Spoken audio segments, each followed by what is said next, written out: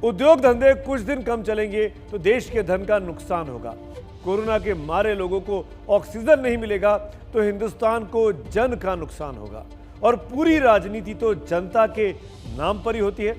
आज राज्य सरकारें रोज दिल्ली की तरह कभी गुहार तो कभी इल्जाम के शब्द उछालती हैं और अब ऑक्सीजन प्लांट पर राजनीति सरेआम हो गई है।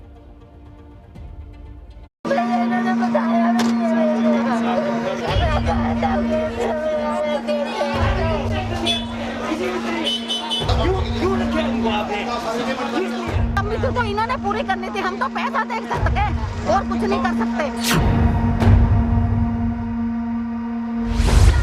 हिसार में ऑक्सीजन की कमी से मौत का आरोप।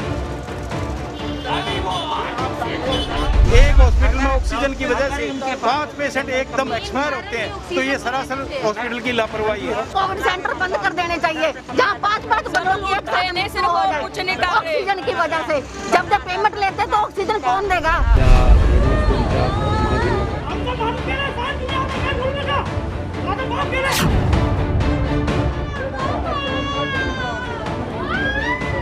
महाराष्ट्र के ठाणे में भी ऑक्सीजन की कमी से 5 की मौत। वेदांत अस्पताल में ऑक्सीजन खत्म होने का आरोप। 2 अलग राज्य लेकिन एक जैसी कहानी। देश के अलग अलग हिस्सों में कहीं ऑक्सीजन की कमी है तो कहीं बेड ही नहीं है। हर सरकार अपनी नाकामी से पल्ला झाड़ रही है। दिल्ली में ऑक्सीजन बेड्स बढ़ाने का इस टाइम बहुत बड़े स्तर पे हम लोग काम कर रहे हैं। अभी मैं राधा स्वामी सत्संग ब्यास के वहाँ पे जो एक सेंटर बनाया गया है उसका मुआयना करके आ रहा हूँ। आज सुबह 10 बजे वो मरीजों के लिए खोल दिया गया है। लगभग 500 बेड्स शुरू किए जा रहे हैं। आज 150 बेड्स हैं, अगले 1-2 दिन में 500 बेड्स हो जाएंगे। उसके 2-4 दिन के अंदर इसको 2000 बेड्स तक और फिर 5000 बेड्स तक ले जाया जाएगा। यही काम तो सरकारों को पहले ही करना चाहिए था। बीजेपी आईटी सेल के इंचार्ज अमित मालवीय का आरोप है कि केंद्र सरकार ने 7 अप्रैल को चिट्ठी जारी कर कहा था कि सभी इंडस्ट्रियल ऑक्सीजन को मेडिकल इस्तेमाल में लाया जाए, लेकिन केजरीवाल ने कुछ नहीं किया। दिल्ली के मालिक हम हैं, दिल्ली के मालिक ये लोग नहीं है। ये हमारे ऑर्डर को पास करेंगे, मानेंगे, हम दिल्ली चलाएंगे। मुख्यमंत्री जी को इतनी नॉलेज तो होनी चाहिए कि टैंकर की जिम्मेदारी स्टेट गवर्नमेंट की होती है। सेंटर की जिम्मेदारी जो होती है वो ऑक्सीजन को प्रोवाइड करना होता है। ऐसे तो मुख्यमंत्री वाला कोई उन्होंने काम किया नहीं पिछले 6 साल में। विज्ञापन मंत्री हैं वो इस देश के, लेकिन कम से कम इतनी नॉलेज तो रहनी चाहिए ना कि आप आज इतने बड़े विज्ञापन दे रहे हैं।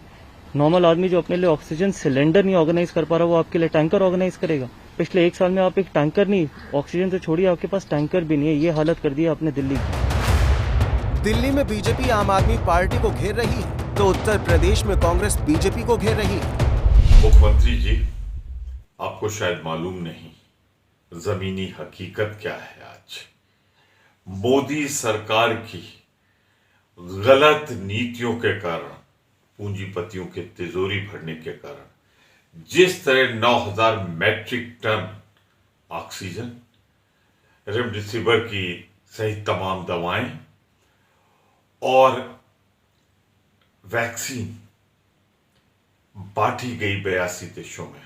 आज अभूतपूर्व संकट से उत्तर प्रदेश गुजर रहा है। केंद्र सरकार की गलत नीतियों के कारण आज हमारा उत्तर प्रदेश की लाखों जनता तबाह बर्बाद हो रही है। वहीं आपसी कहासुनी पार्टियों के बीच ही नहीं है, राज्यों के बीच भी है। जान बचाने के लिए बोकारो प्लांट से एमपी के लिए ऑक्सीजन टैंकर चला था, जिसे यूपी पुलिस ने रोक लिया था। आज शिवराज सिंह चौहान ने योगी आदित्यनाथ से बात कर टैंकर छुड़वाया। ये हाल तब जब दोनों जगह बीजेपी की सरकारें थी, लेकिन विरोधी पार्टियों वाले राज्यों में भी ऐसी ही जंग चल रही है। ये मुंबई में नए कोविड सेंटर के काम के शुभारंभ की तस्वीरें हैं। ये कोविड सेंटर बनेगा 15 जून तक। तब तक न जाने कितने लोग जान गंवा चुके होंगे। इसकी शुरुआत तब हुई है जब मुंबई में कोरोना केस घटने लगे हैं, लेकिन शिवसेना लापरवाही का आरोप केंद्र पर लगा रही है। केंद्र सरकार, राज्य सरकार, हर स्टेट हो या हर केंद्र सरकार हो, इस संकट से सामना करने का पूरा प्रयास कर रही है। ये समय ऐसा नहीं है कि एक दूसरे के ऊपर इल्ज़ाम डालें और अपने हाथ खड़े कर दें। ये ब्लेम गेम कुछ समय के लिए राजनीतिक ब्लेम गेम बंद होना चाहिए। चाहे किसी की भी गलती हो या किसी में भी कमी हो, तो राज्य के मुख्यमंत्री उद्धव ठाकरे जी, उनका पूरा कैबिनेट और प्रशासन इस कोरोना के संकट का सामना बहुत ही मजबूती से कर रही है। और आपने देखा होगा डबलिंग रेट भी कम हो गया है। मुंबई में भी कंट्रोल में कोरोना आ रहा है। कुल मिलाकर हर राज्य, हर सरकार का यही हाल है। नाकामी का ठीकरा दूसरे के सिर और कामों का सहरा अपने से। लेकिन ये सारी हरकतें जनता देख भी रही है और समझ भी रही है।